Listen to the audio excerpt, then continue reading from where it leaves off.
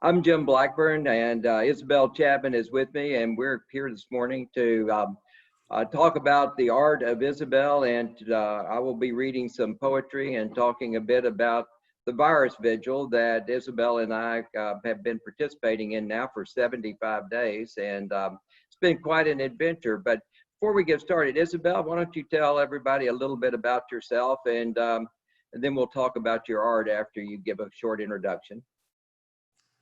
Hi, everybody. Thanks for being here.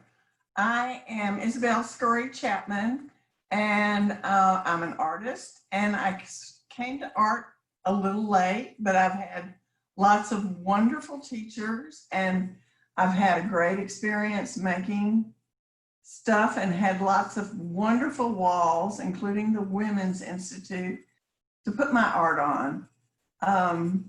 I'm going to talk just a little bit about the two images that are up right now.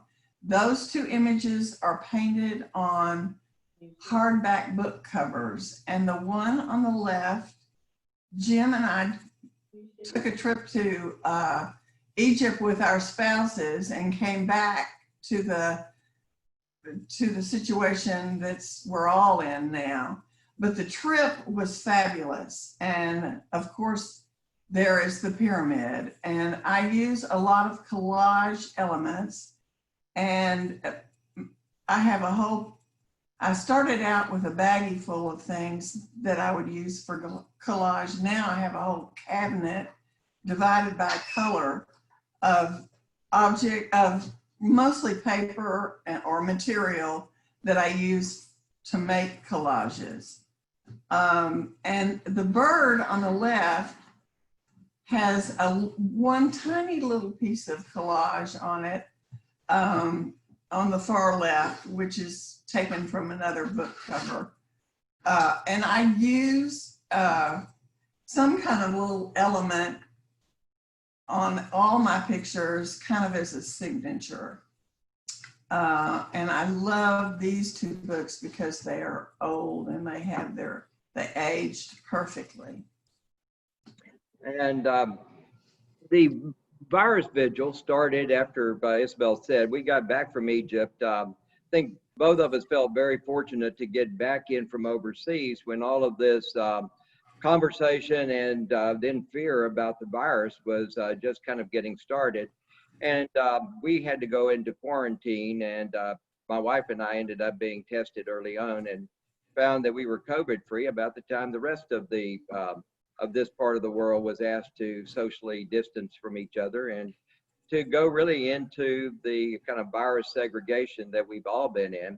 And so I think it was on about March 25th that we sent out our day one of this. And it was really an attempt to reach out and to talk to others that we usually would see, but are not able to see because of the virus being out there.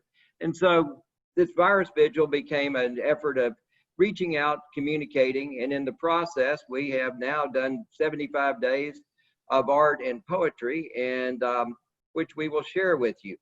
Now, this is one of the pieces that Isabelle painted after we got back from Egypt, and very much influenced by an Egyptian figure. So, Isabelle, why don't you tell us a little bit about this piece, and then I'll read a poem about it. This picture is a combination of the goddess Nut, which is the main figure without the head and wing, and she swallows the sun in the evening and gives birth to the sun every morning. So she's sort of a night goddess, thus the stars. And the bird in the image is a black-crowned night heron. And I call this piece Egypt in Texas. And this is the poem, The Black-Crowned Night Heron. And most of my poems are set somewhere in Texas, many on the Gulf Coast, because I really love the Texas coast and kayaking. And this is one of the kayak-inspired poems about the black-crowned night heron. It is late evening on Christmas Bay on the longest day of the year. Paddling past the rookery, the black-crowned night herons are becoming active. moving about shadow-like among the branches, anticipating another night of foraging in the Spartina marsh under the lights in the black sky that are beginning to emerge as the sun leaves behind the dark. Slow paddling and thinking, rain time, reflecting on the stars sending lumens from millions of light years away. Light that I see today, evidence of what was a million light years ago, stars once alive, burning, stars that I believe I see, but yet may be no more. The night heron flies overhead, a darker shade of dark revealed before the flickering lights, reminding me of what is real and that what I know is now. I know at this moment she and I are together in time and space. At this moment, she and I are both alive.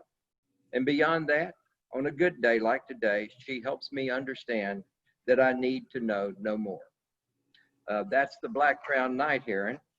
And we will now move to this image. And Isabel? This is an ibis, and the image on the left is an older image, and it's painted on a wood panel, and I put my journals down underneath it because I like the history of word. And the previous images were hardback book covers, and those have the history of covering a story or words. And this particular image is about connection and about how the bird is in our heart and we are in the bird's heart. And that makes for a good thing when we can connect with all the living things. This was painted way before I got to go to Egypt, but that position is kind of a position that's shown in Egypt, and the water with the rickrack on it is how the Egyptians present water. And one little sidebar, that the ibis is the lawyer. So Jim, read us your poems. Okay, and this is the white ibis. In the marsh on the west end of Galveston Island, in a remote cove in my kayak. The tide is high, the Spartina grass green gold, the sky clear blue. Gliding down a marsh channel, a white shrimp leaps out of the water. Beside me, a school of finger mullets bolts into the stalks, causing a blue crab to shuffle aside, orange claws pointed up, jagged daggers warning me to stay away. The white ibis raises her head from the grassy edge of the marsh pond, making eye contact with me, determining I am no threat in returning to ramming her scythe-like bill into the soft mud deposited by rainwater, runoff of storms long past. I hear the whoosh and then see the flight of blue-winged teal flaring up, startled by my lime green boat, then darting back down, setting their wings, settling into feed. Kayak thoughts fly through my head. I'm paddling within a living system, experiencing other living things. This is life. I'm perceiving it. I'm getting it in every cell of my body. Primal, forceful, clear. The ibis lifts up her head, the reddish-orange bill rising from the green-gold marsh grass, eyes smiling knowingly at me, asking me what took me so long. And that was really a poem about the beginning of my really immersion in nature and finding in nature kind of a higher power, a solitude, a solace that I had been really searching for a long time. And nature, as you'll see through these poems today, is a key part of kind of who I am and of the way I see the world. So our next poem, Isabel, do you want to say a few words about the bluebird? Can we go back just a second to the other picture of the ibis is on a cigar box, and I just wanted to say a little bit about my working on cigar boxes. I picked the cigar boxes that had the great edges because they reminded me of Indian or Persian miniatures. And then I wrote words that inspired me, and then I painted on top of that. And this is actually where Jim and I came together, because I had done a whole series of birds in this area that live in this area. And Jim came into my studio and saw these and said, well, we can do a book. First he said, I can write poems. And then he said, we can do a book. So this was kind of the beginning of our time together. And I would just kind of jump on top of that and say that, you know, walking into Isabelle's studio and seeing all of these cigar boxes up on her wall with all of these birds was just one of the most striking things I've ever seen. And so it was really inspirational, and I just blurted out I could write poems to go with that. And sometimes you got to be careful about what you say, or you'll end up writing a whole lot of poems, because she can paint a lot of birds. Okay, now you want to talk about the bluebird and contrast the way that the medium that you painted this bird on and what you did with this painting with the one we just talked about. Well, this is back on a hardback book cover. So, and I put and the painting is basically a whole bird. The first series I did were just sort of the heads, and I thought of them as my spiritual advisors. And these birds are still my advisors, but it's more the whole bird that I'm working with now. And Jim asked me about the lace, and somebody told me in my learning about art that most pictures are a self-portrait. So that's my feminine touch, the lace. And the little tiny piece on top of the lace at the bottom is from a hardback book cover, and that's what holds the pages together. And I love to use those little squares. Okay, and now the Eastern Bluebird is a poem. And let me say, this next set of poems I'm going to read are virus inspired. I mean, we started the virus vigil, and so much of my early poetry was about nature and about the birds themselves. And then with this being the virus vigil, I started becoming more focused a bit on the virus and how it was affecting us, but also speaking either about or through the birds as well. Eastern Bluebird. Sitting at home, hiding from the virus and knowing it's lurking nearby. A pall has fallen over my landscape. I can feel it. It's a thing. It came in like a fog from the Gulf and has settled in for a while. An Old Testament narrative that I am living. I look to the bluebird for hope, a delicate, even dainty blue and red bird of the field that lives with the constant pall of the raptors, the cagey coopers, or the wily sharp-shinned hawk. Birds stronger than my blue friend, a situation I juxtapose against ours, where we fear a microscopic virus, an issue where strength does not control. And as my blue friend hopes the hawk passes over, we hope that the virus passes us by. Pass over, pass over, pass over, virus. Stay away from me today. Don't come near or make me fear. Just stay out of my way. And to the bluebird I tip my hat, for it lives a life at constant risk, a feathered soul who never fails to give my soul a lift. That's the Eastern Bluebird. And now we'll go to the ruby-throated hummingbird. And Isabelle, did you see a hummingbird lately?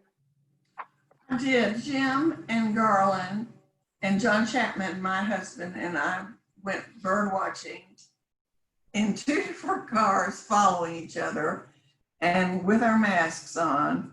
And we saw the most beautiful, it's the prettiest hummingbird I've ever seen. As when it would turn its head towards the sun, it was really a ruby. It was shining so bright, and it was gorgeous. And that's what you have painted here. And again, this is a cigar box, right? Yes. Okay, let me read the ruby-throated hummingbird. And this is a poem about the virus and about fear. And I might also say I'm an environmental lawyer and have done, was involved in a very big case involving the whooping cranes. And I also wrote some hummingbird poems about fear in association with my appeal to the Fifth Circuit Court of Appeals, which is a story for another time. But I would just tell you that I think confronting fear and being honest about fear is perhaps one of the most important lessons I've learned along the way of life. The ruby-throated hummingbird, too. Fear comes at the edge of my dreams, with images of failed this and forgotten that, of being the fool, of letting others down, of the mouth that is caught by a big fat cat. And when my heart's thumping and my head's threatening to burst, I must look fear in the face and make it give first. In time like this, when I need a guide, to get me past my foolish fear, I conjure the ruby hummingbird, the one that flies without any gear. On the Yucatan shore they gather up, prepared to expand the winter's fat. Summoned to act by the north blowing wind, they cross the Gulf without a map. No GPS here, no satellite help, just leaping off across the sea. The humming wings do beat and beat to bring them back for me to see. What fear must a buzzing bird face when it sets out across the water? For if you fall or miss your mark, there is no tree in which to loiter. So when facing the virus day after day, I know I will have to do my best. So I think of the mighty ruby throat and quickly put my fear to rest. If this little squirt can do what it does, then I can certainly do my part. So I'll take my lead from the mighty might and accept an infusion to my heart. That's the ruby-throated hummingbird. And now my personal favorite of some of Isabelle's recent artwork, the red-breasted merganser. And I mean, Isabelle, it looks to me like sometimes in your painting, you just have a really fun time painting. Is painting work or is painting fun, or how does that work? Painting is usually fun. It's work too, because I want to get my things like I want them. But this one was really fun, especially those feathers, but I call them hairs on his head. The wonderful thing about being in my studio is it erases time. When I'm working in my studio, I am totally focused and totally present, which there's lots of talk today about being present, and that's the place where I'm really present. Well, like I say, this bird is a personal favorite. This is a red-breasted merganser, and this is again a virus-inspired poem. At home with Garland, getting my head together about dealing with this virus. Did you wake up this morning and look in the mirror and scream out in despair? Well, if you did, I know how you feel when you encounter merganser hair. In this time of separation and isolation, we're unlikely to have seen our hair provider. It's growing unchecked and beginning to curl and attracting the interest of the local birder. Now, as a professor, I've been heard to say that this is a teaching moment, that this is a plus, a chance, a beginning, rather than a look you should lament. Merganser hair should be the start of the newest in viral trends. We'll wear it with pride, for it cannot hide, and don't even think of making amends. So think of the merganser and its hair, which it wears with pride because it's great, and in its world is sure to succeed in getting this bird an exciting day. There's power in accepting and in reflecting about what we have and being grateful. We did not choose, but have had to respond to a viral tragedy and events most fateful. So think of the merganser and its hair as a metaphor for these challenging days, and embrace the face looking back from the mirror, and don't let me hear any nays. That is the red-breasted merganser. Now, sorry about that. Isabelle and I and her husband, John Chapman, and my wife, Garland, excuse me a second, dropped one of my poems on the floor. We went birding by Bluetooth, and in the process, saw some beautiful tricolor herons. And Isabelle, do you want to say a word or two about this painting from our foray down into the marsh before I read the poem? Well, It is just a great memory. We were all stir crazy, so it was a wonderful outing. And these birds were lurking in this little pond. You could see heads and some whole bodies. And at first I thought it was a different bird, but Jim set me straight. Yeah, yeah, I've been challenged on my setting straight many times. This is the tricolor heron tube, also called birding by Bluetooth. To escape the virus, we jumped in the car. We needed to drive to somewhere far. Our friends drove their car to avoid our back seat, and we head off to East Bay for a no virus treat. The day is windy and the sky is blue. Our journey today too good to be true. We enter the ranch and drive down the road and feel our worries begin to unload. A key part of birdwatching is communicating, with each having a part in facilitating.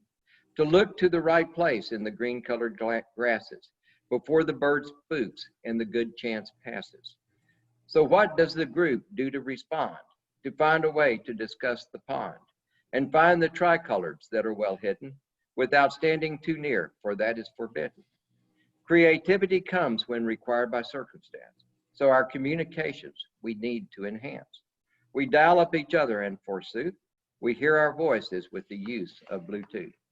We talk with great energy about the neat bird of the purple and white. We hear every word.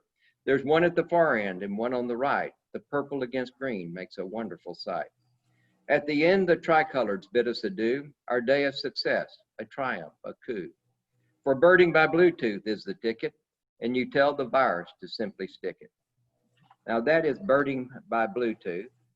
And I want to finish off this series on the virus by talking a little bit about the herring gull. And I have a poem that I'm not going to read about the herring gull being the judge on the beach, and with this bailiff, the ruddy turnstone, and the sanderling being the court clerk. But this is the herring gull too, and this is where I kind of come back to Judge Gull. And I've tried not to be too political about the virus stuff, but this is one of the more political poems that I've written. Herring Gull 2. Back before Judge Gull on a new motion regarding the handling of the virus attack. Your Honor, I say to start my plea, I have a motion of importance to me. My health is at risk. I feel an attack. My arms and legs are tied to the rack. We were all at ease when it came to pass that a virus evolved, a particular badass. It swept over China and came right at us. Our defenses had holes. We'd built a lattice. Where was our government and their great brains with their tests for the virus indicated by stains? No testing, no plan, no protection for all, no advance warnings issued, no clarion call. Your Honor, I move to replace the team. We need leadership greater than they seem. We need those who care, showing love and compassion rather than hating with such great passion. The judge responds with a harsh squawking cry, for judgment was rendered as she rose to the sky. She looked down at me and gave me a wink and assured me that all can move back from the brink. I hereby rule that our government's a mess and its major figures should be labeled as pests. I give you authority to go out and vote, to kick them out as you all emote. And I look at myself and smile in the mirror. If I try really hard, I can still hear her calling back as she flies up the beach. You have the power. It's within reach. And now we're going to segue into a little different kind of part of our presentation. And both my poetry and Isabelle's art have a spiritual component that's very important. And many of Isabelle's other art pieces that really aren't focused on a single bird are really more of an expression of some of her kind of deeply felt kind of spiritual roots and spiritual thoughts. So Isabelle, why don't you start by describing what we have on the screen? This is a group of paintings meant to be hung together that I call the Sun Garden or the Red Garden. And they're painted on wood panels with my journals underneath. And it's just the figure in the top left is connecting to the earth, and actually all of these things connect to the earth. So it's about, as a gardener, I've gardened for years. There is magic in that brown dirt. And it produces all these wonderful floral images, and the snakes hide in it, the bugs hide in it, and the cats play in it, and the birds fly over it. And I've done another series like this that I call the Night Garden or the White Garden, and all the figures in that one are white with very dark backgrounds. So these two were really fun to do. And what about these? These trees are like humans, and the tree on the left is, the leaves are hands, because our hands have veins and arteries, and the leaves on the trees have veins and arteries taking nutrients back and forth from the earth. And the one on the right is a group of trees that I've made into women, kind of forming an arch into a clear space, which I think of as my space where I create. And I've left the word tender because I think, which was part of the title of the book that this is painted on, which I think is how our relationships with each other and with nature need to be. Okay, and then how about this? This one is about the circular nature of air, how we breathe in what plants breathe out, and plants breathe in what we breathe out. So this is about sharing the same, it's just about the circular nature of nature. Right, and I also write a bit about the circular economy, which I don't have a poem about today, but it is interesting that your art and a lot of my thinking all involve circles and cycles. And what about these two?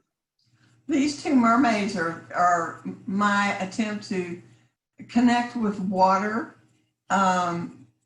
Both of the mermaids are kind of alike, but they have the scales on the bottom are all my different pieces of paper that are my treasures.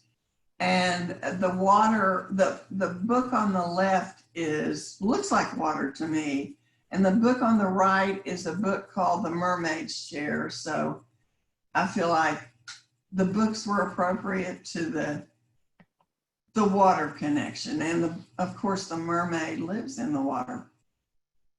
Indeed, indeed, the mermaid does. And what about these folks?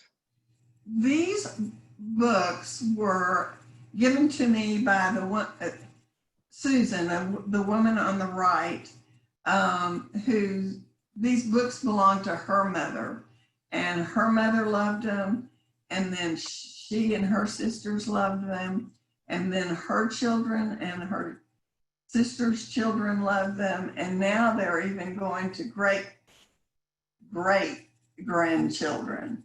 So the one on the right, I put Susan in the middle as the tree, and then the original book cover had children, and I substituted bird heads on top of the children. And it's funny because she said, "Oh, this child is just like a blue jay, and this one's just like owl."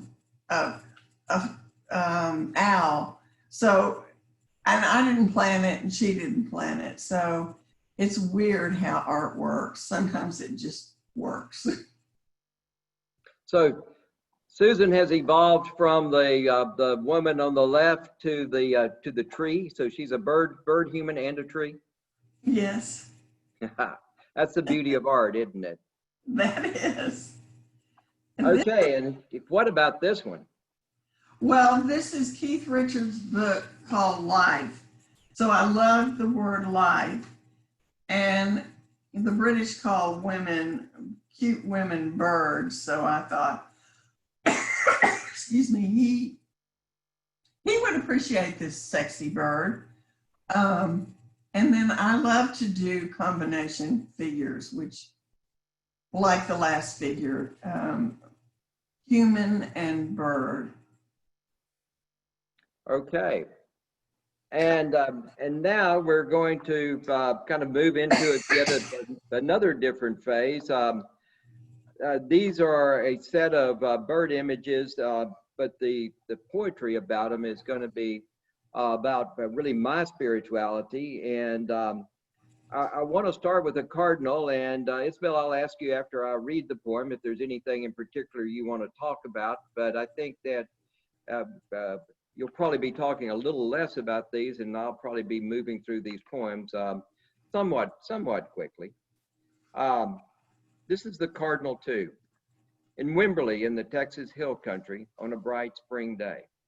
I've just stopped running and am collating the thoughts that course through my head as I try to find the right way to speak to an audience of friends and interested persons about my spiritual self. The trees have painted the hills with hues of early spring green. The flowers are blooming, purple, yellow, blue, and orange, welcoming the bees to come and take what they both need. And then a song pierces the landscape, a song of joy, a song of celebration, a song of life, followed shortly by the red flash of the male cardinal and his mate, moving through the trees, two living things, living life. This is Earth Church. This is what it's about. The songs of birds, the hues of living plants, the dashing lizard, the circling hawk. This is my church, and I'm attending services, and they leave me peaceful, easy, present. And I know what to say, for this is where my spirit resides. That's a bit about Earth Church. And Isabelle, I always like to ask you on this one, what is the green in the Cardinal's bill? Well, I learned in another lecture at the Women's Institute that it's probably a ruby. I mean, an emerald. Emerald. There you go. So this is a bird holding a jewel. Yeah, and I think that cardinals are so joyful, and I think that spirituality can be quiet and serene, and it can also be peppy and make us smile and even sometimes laugh. Oh, I think it can be raucous, but I love the emerald in the cardinal's mouth. And this is the roseate spoonbill. I am in the church of the earth, and the pink bishop is in residence, striding across the shallow flat, head down, moving to and fro. I come to Earth Church for services that renew my soul. The sunrise starts the service by allowing me to see, a gift for which I am grateful. I listen to the chorus of the red-winged blackbirds greeting the sun, welcoming me. The bishops rise, painting the blue sky with a pink ribbon of undulating life, speaking to my very essence of the nature of life on this rare and precious planet, of the relationship between all living things and our duty as stewards, of the responsibility that comes with being one of the living. The congregation gathers in celebration, the ibis, the willet, the sandpipers, all chirping praise to the glorious day that I celebrate by enjoying it, by living it to the fullest. The benediction is laid down by the arrival of the Karakara, my special keeper, who comes to tell me that it is good that I came to church today, asking me if I want to be a deacon. I leave church with a smile, unlike many of my childhood visits to a church of another type, and I pray to the pink ones that I live to attend again. And Isabelle, tell me about these pink birds. Well, these pink birds are so beautiful. And I wanted to say about my birds that they are not realistic. But they are recognizable, and they have a personality of their own that comes through my brush that I don't really plan. So this is sort of the bird speaking through you. Yes, kind of. I love it. Okay, one of my personal favorites, the black vulture. The high priest of Earth Church hops atop the raccoon and begins recycling, for he must act soon. While feasting at roadside, the priest talks to me of things that are needed to live sustainably. Thou shalt not kill unless to consume, and not burn carbon beyond your fair share. Always leave behind a livable home, and let equity reign between human and hare. Let each be a partner of the natural world, and seek to discover the least damaging way, while saving on energy and matter and things, and thinking of those who've not yet had their day. Make societies equal near and far, while waging peace rather than war. Now take this message to lands afar, and on the road don't get hit by a car. So saith the vulture from the Texas roadside, and from those 10 commands you cannot hide. And I smile as I see it hopping aside. The priest has spoken, and all must abide. Anything you want to say about the vulture, Isabelle? I just love this bird for his ability to recycle life. Well, and I think vultures get a bad rep, and I think by elevating the vulture to the high priest of Earth Church, we've given him proper recognition, or her proper recognition. And now we'll go to the orchard oriole. Why do we pray? Is it to help us sleep? Is it to be thankful? Is it to ask for more?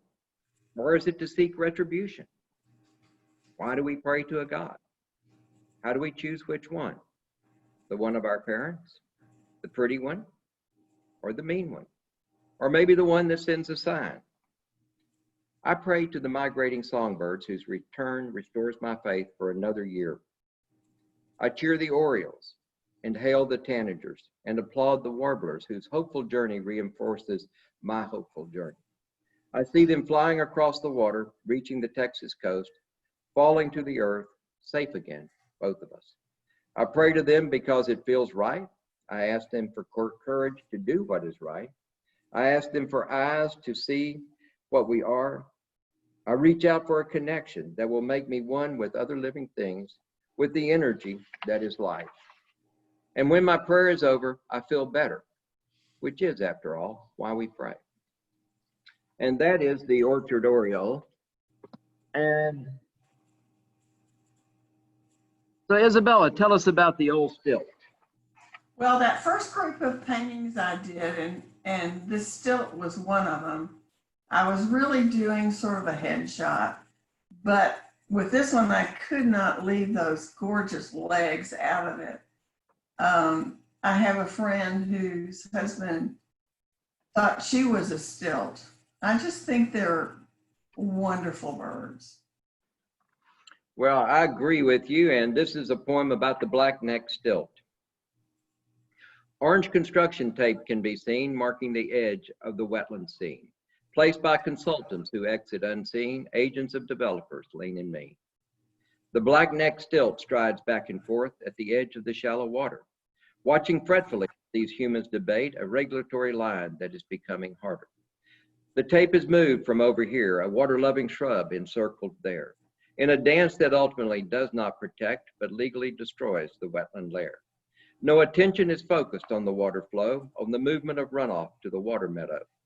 If construction remains outside the orange tape, you can go to work with the mighty backhoe. It's not the fault of the regulators. They do as they're mandated to do. It's the politicians running around and around that are turning water meadows into dew. So say a prayer for the wetland, to whatever you hold high, for without these lovely water bodies, the stilt will surely die. And the world would be a diminished place without this black and white and pink, lovely figurine of life well lived, making me smile, giving me a wink. And pray yet again for the wetland, that it may stay alive, a part of a functioning ecosystem needed for all of us to survive. So welcome to Earth Church. Pull yourself up a pew, say a prayer for a wetland and for yourself too. And that is the black-necked stilt. And Isabelle, we're going to finish off with about 4 of your favorite birds. Tell us about the your affection for the ruddy turnstone? I just think this bird is so handsome and busy, and he reminds me of myself, turning things over, looking for stuff as I walk down the beach. He's doing the same thing I'm doing. So you like this bird. I like that bird. The ruddy turnstone. On the east end flats adjacent to the ship channel on Galveston Island, the reddish-brown bird with the black bib works the shells and debris along the shoreline, pushing this and that with its short beak, flipping things over, seeing what's there, meeting its daily needs. I smile as I watch it work, noticing similarities between this small bird and my practice of environmental law with my partner, Mary Carter, here in Texas, a state where much is hidden beneath the rocks, out of view of the public, done in the back rooms of power. Mary Carter, a private woman with a love for the birds and bunnies, a woman upon whom I could depend to read my attempts to unseat power and judiciously redline the over-the-top, unnecessary rhetoric that would offend, focusing the offensive, sharpening it, honing it so that the fruits of turning stones could be realized. The ruddy turnstone scampers to the seaweed piled alongside the channel, stabbing in its beak, pushing the weeds aside. A bird near and dear to Mary Carter, who is near and dear to those of us who try to turn the stones along the debris line that is the state of Texas. The ruddy turnstone. And how about this one, Isabella? Well, that Roadrunner makes me laugh, and it's really fun to use that bird in a painting. I love the desert too, which is where it lives, in the hill country. Okay, and the poem, The Roadrunner 3. I've written a few about the Roadrunner. Sitting at my desk in Houston, remembering jogging down an asphalt road in the hill country on a foggy morning in November. The morning is silent. The hill is draped in the soft cloak of moisture that dulls and dims the color, the shapes, the familiar forms, concealing their variety and character, rendering them all as gray outlines and forms. When suddenly I hear the cluck of the turkey and see motion beneath the cedar coming into view on my right. I stop and watch as the sleek brown bird scoots out from beneath the fence and comes to the middle of the road, where it stops and looks at me, first puzzled, and then realizing what I am, takes off with a blaze of speed for which it is known. Oh, how I long to be swift like the Roadrunner, escaping the wily coyote and other predators like this plague of a coronavirus, a predator that has taken our liberty, forced us to hide, to abandon routine, to shelter in place far beyond that required of a hurricane or a chemical spill. How are we so unprepared, so slow? But we cannot linger, for we must get our act together. We're on our own, you and I, and we need to be swift and agile as we maneuver on tasks that must be done, in and out quickly, touching little, leaving no trace, taking no trace back home. So beep beep to all of you reading this. I am channeling this bird of the ground, and I smile because I feel fast today. The Roadrunner. And why don't you just tell us about these, and I'm going to skip the poem about them, but tell us about these sand hills real quickly, and tell us about the sand hill and the reddish egret on the left-hand side. Those birds are holding a string with cicada wings on it, and it's some kind of mysterious, nurturing communication. And in the background, I have painted white seeds. And it's a hope that the seeds are seeds of hope that we can communicate with people and parts of nature that are different from us in an effort to have a more peaceful community. And besides being just gorgeous, the two sand hills on the right, is there anything particularly significant about those to your mind, or just one of just, I mean, I got to tell you, I think those are just marvelously well done. Well, they stand like that a lot, but really there's nothing, I just think they're beautiful birds. Well, I couldn't Not agree with socks off. And I like how when they first come down here, they're kind of hidden and hard to find. And by the end of their time in Galveston, which is where I see them, they're closer to the edge. They're more visible. It's like the trust has built up. And I think that trust does take time. That's all I have. Okay. And I'm going to skip past the black rail. And apart from, I think, Princey, you told me you just think the black rail is just plain cute. He is real cute, and that book is real cute. Good.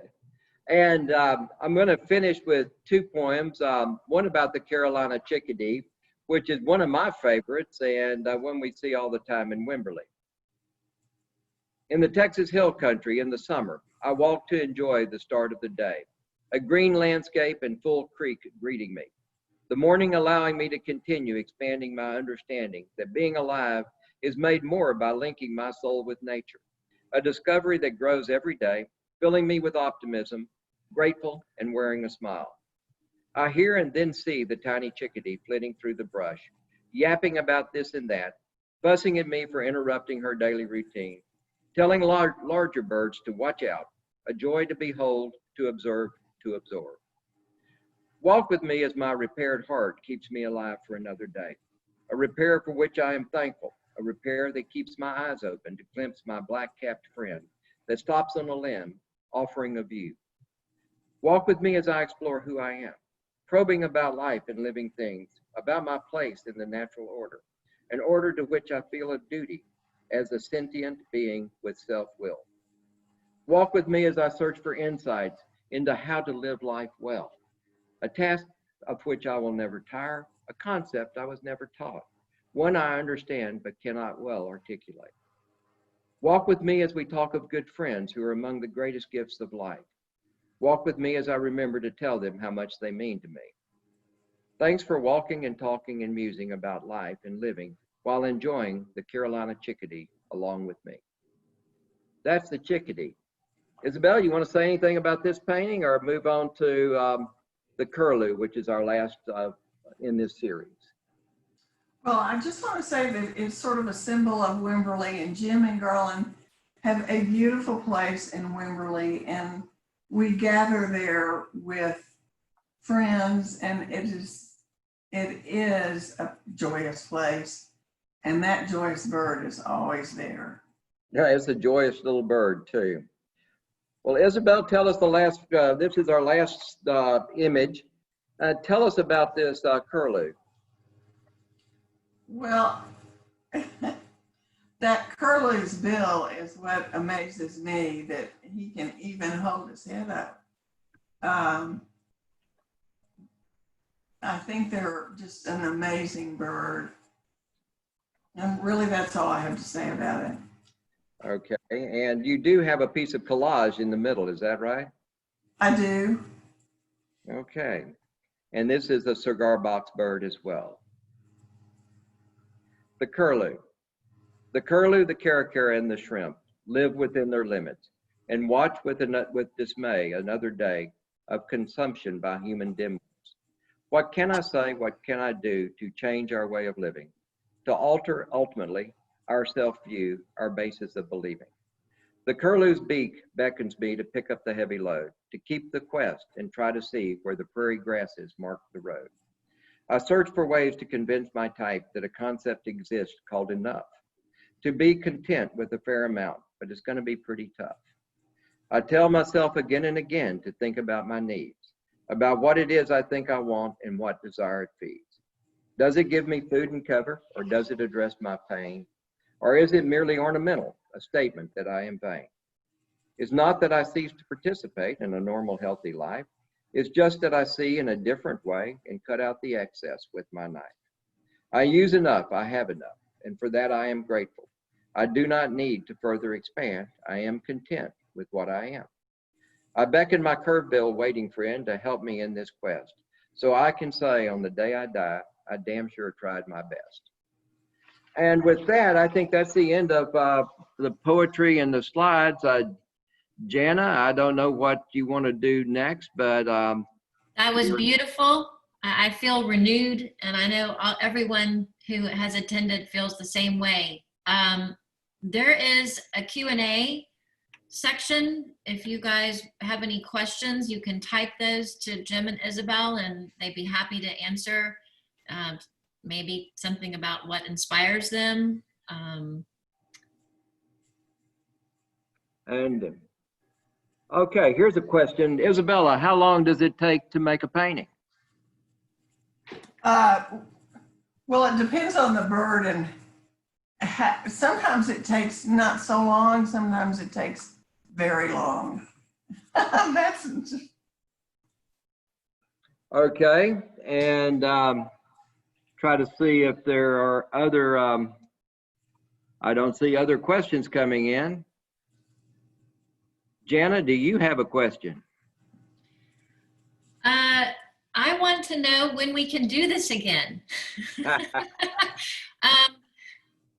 Honestly, when we had your art here at the Women's Institute, Isabelle, and then Jim, you guys had a moment where you came here and you did this in person, and Isabelle's art was on the walls, and I know this is the next best thing to that, but I'd like to recreate that sometime because it's very special. So thank you guys. Well, I have no doubt that we would love to do that again. So what do you say, Isabella? Are you game? I'm game. It was a very, very special memory in my soul. Well, we have naked walls over here, so we need you guys. So we'll definitely do it. There's a great question. What's the painting behind Jim? And the painting behind Jim is one that Isabelle did. But I have to tell you a funny story.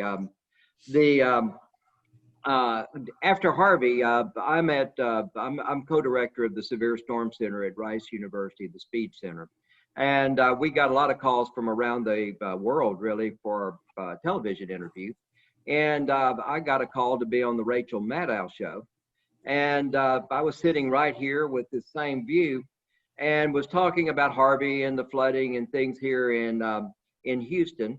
And, you know, I was really excited about it and kind of pumped. And then I kept getting these emails, and everybody was emailing was not interested at all in what I had to say, but they were saying, what is that art behind your head and who did it? And so, Isabelle, tell us about the art behind my head.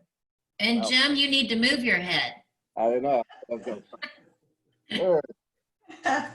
Well, the rounded surface is our world and the sky and a group of trees all connected with their roots. And when I first started painting, I was in love with roots, and I still am, because there are connections that we cannot see that are so important. Okay. Question, are all the birds you paint found in Texas? Well, no, because we travel. And so lots of birds come out of a trip to, especially Ecuador. Gosh, we saw lots of good things in Ecuador. Rob, everything that I have put into the virus vigil is a Texas bird. I've got some wonderful images from Africa that Isabelle did. And we've got images from around the world. I'm saying, and a poem or two from around the world that, you know, the virus vigil's on day 75, depending on how far we go. I may have to start dipping into Africa and other countries for some of these birds, but. And before you answer another question, you guys don't leave before you tell us, Jim, where I can let students know about your 2 poetry books and where they could possibly purchase those. And then Isabelle, we want to keep students posted on when you will be exhibiting next. Yeah, first of all, Isabelle, why don't you just tell them if they wanted to get some of these pieces of art, how do they get hold of you?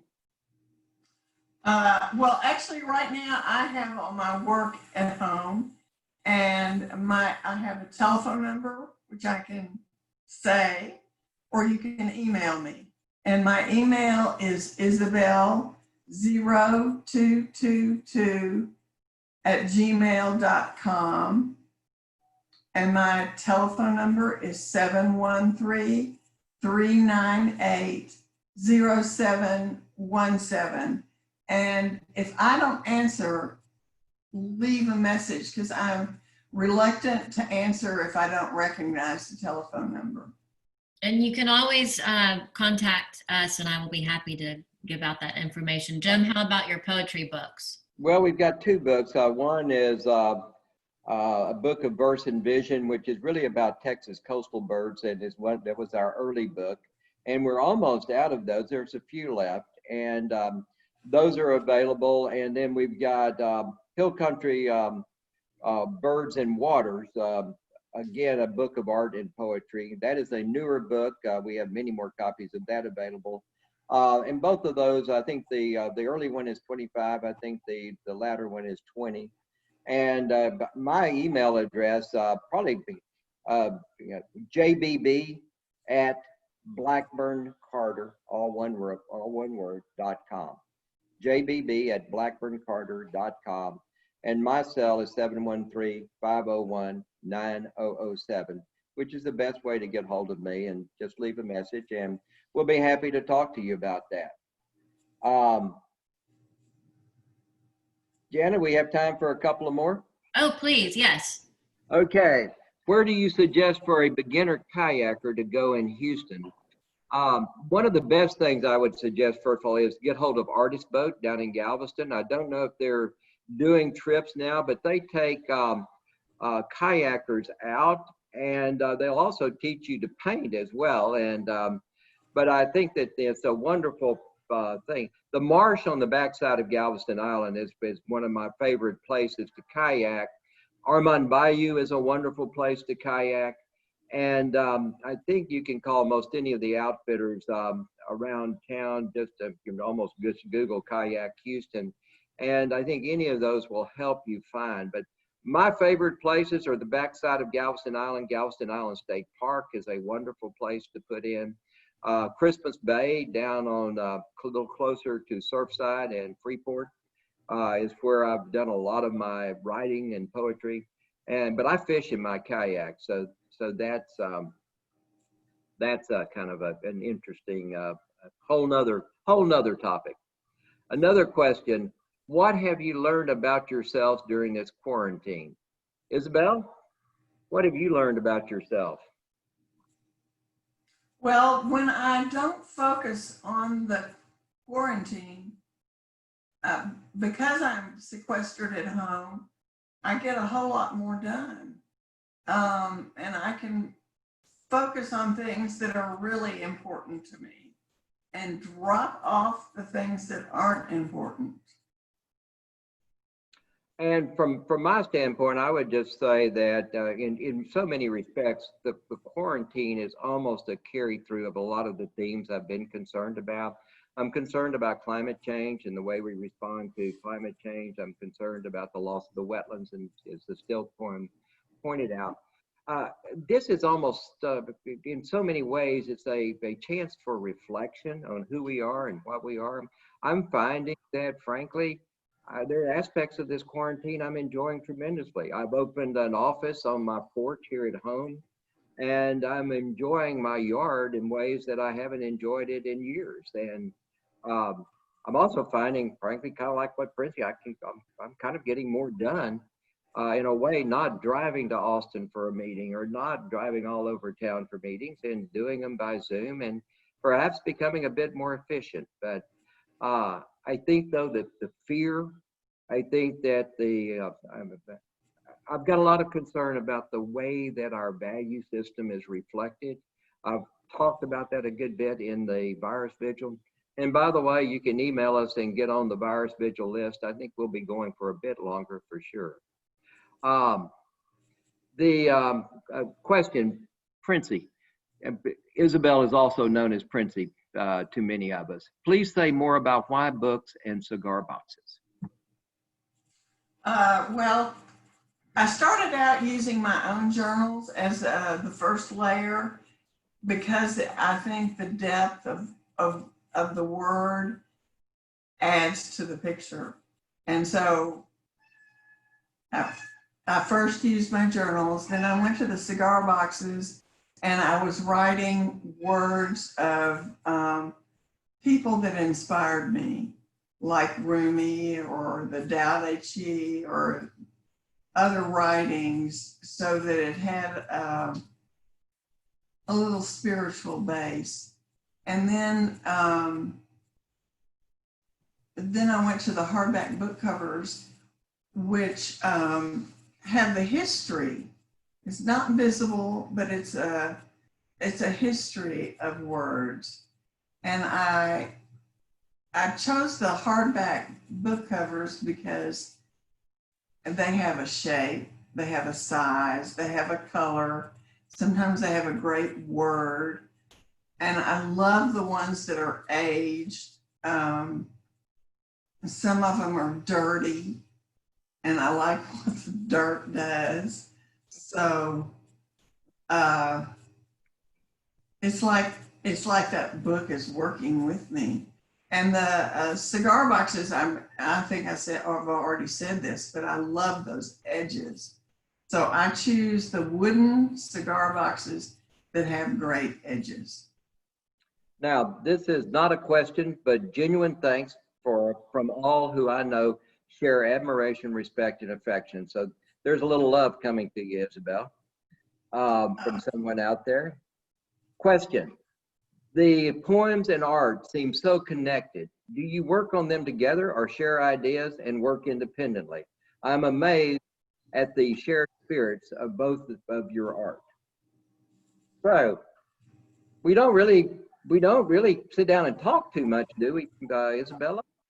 No, but when we're bird watching, we're talking, and when we're together, it's a great shared experience, but it's not specifically about writing poems or painting birds, except when we're in close quarters when we're traveling. So that's. But we've been friends for, well, gosh, now what, 40 years? A long time. We've been very, very dear friends. And so we've kind of grown up together. We know each other, and Princey and I share, I think, a spiritual connection. I think the four of us as couples, as two couples together, share a lot of similar interests and activities, but I don't know. I couldn't really explain it. So it just kind of happened. But I mean, initially, It's mystery. It's a mystery. But initially, Isabelle had painted the paintings, and I just wrote poems I thought that came to my head from that those paintings inspired. And then over time, she's done some paintings that I had poems to go with, but you don't really read the poems before you do the paintings, do you? Or do you? I don't know. If you send them to me. Yeah, sometimes I do. Sometimes I just say, we need a bird, need a bird, need a bird. Okay, how do you find cigar boxes these days? Do you smoke a lot of cigars? No. The cigar stores sell the boxes for $1, or people give them to me. Like we've got a friend that's going to Georgia, and is going to come back with a bunch of cigar boxes, I've been told. How can we buy your books? Well, you can email either Isabelle or myself, or get hold of Jana, and she'll give you our email addresses, and we will put you in touch with our books. So we can help with that one. We can solve. Isabelle, do you use photographs in your work to get to your image? And how long have you been using cigar boxes? Well, our first show was at the Art League, and that was in 2009. And those birds were all on cigar boxes. And we had it so that the poem was on the wall and the cigar box. And at that time, I was also making 3-dimensional birds out of lint and found objects. So they were kind of scattered, giving a little energy to the show. So I've been using cigar boxes for a long time. Okay, and Isabel, what sort of paint do you use on cigar boxes? Are you using watercolors on some of the art? No, if I use any, I usually use acrylic paint, but sometimes I start with, well, I start with pencil and then if I use watercolor, it's the next layer, but the final layer is usually acrylic. Sometimes I use gouache, which is a more vibrant watercolor. Well, and here, I'm sorry? Out of my head. Okay. And last question. Two questions, kind of off course from the art. First of all, if you look behind you, Isabel, there's a bunch of fishing rods. And the question is, do you like to fish? And what's your favorite spot to fish? And so you might have to fess up about where you are. I am in my husband's office because he has bigger computer screens. So those poles are his. I have been a time or two with Jim and John Chapman and Garland with Al fishing, but I'm really not a fisherwoman. And the second part of this is, sounds like we go birding together a lot. What's been our favorite birding experience together? Does any particular experience, just jump out at you? Or do you remember anything in particular? The first time we went to High Island was pretty outstanding. Yeah. Because the roseate spoonbills and the ibis egrets were nesting, so there were all these little powder puffs in the trees. But every time we go out, we see something good. We're really lucky that we live in the migratory area for lots of birds. So we see birds that are stable and live here all the time, and we see birds that are coming through. And, for me, I mean, it's kind of almost like the last time we went was the best time. Every time we go out, there's something that happens. Like on this last trip that we went together, where the poem "Birding" by Bluetooth came along. There were several things I remember from that trip. The red-winged blackbirds in the marsh. The marsh was so green, and those red wings have those gorgeous red and then yellow bars on that black body, and they were just so beautiful. And those tricolored herons right at the end were great, were just gorgeous. And I think we saw whimbrels, which is we don't think they're not rare, but we don't see them that often. But we saw 4 or 5 whimbrels there, and it's just striking to me every time we go out. And I'm always looking for a caracara, which is my totem bird. And if I can see a caracara, it's going to be a good day. If I'm driving and a caracara flies across, it's going to be a good trip. If I'm going to court and I see a caracara somewhere in, the day before or on my way, then I'm going to win. It's a good day. So the birds work well for me. Jim, you're saying that bird, what, can you spell that? What is that bird? The caracara? Uh-huh. The caracara is it's a raptor. It's got a white head, white tail, and white wingtips. It's got 4 white tips. It is, when I was growing up, it seemed like it was restricted to South Texas, but now I see it pretty much all over, certainly the Gulf Coast and up into the Austin area. But it's a beautiful bird, and a lot of times you'll see it on the side of the road eating carrion. It'll be in with vultures on occasions. But it's just, I consider it a true kind of totem bird. I think it's mystical. I love the mystery of nature, and I play with it and have fun with it and listen to music with it. So a lot of good stuff. That's great. All right, looks like there's one more question. One more question's come in. Okay, I've got to pull it back up. Let me see. Um, have you always been drawn to nature and birds, or was it something that came later in life as you had more time? Well, I'll talk about myself, to begin with. I've always been an outdoor person. I grew up fishing and hunting. But back in my 30s were tough. And by the time I was approaching the end of the 30s, I was drinking too much and really needed to find an outlet that could really kind of be a higher power. And I turned to nature, and nature embraced me, and I embraced nature. And so for me, from the 40s, from about 38, 39 on, nature became more and more important to me. And today, I mean, it's like resuscitation to get out and go to the marsh or to get in my kayak, go to Wimberley. It's almost an absolute essential of my life these days that I get out into nature. And I think, frankly, there's much that we humans have to learn from nature.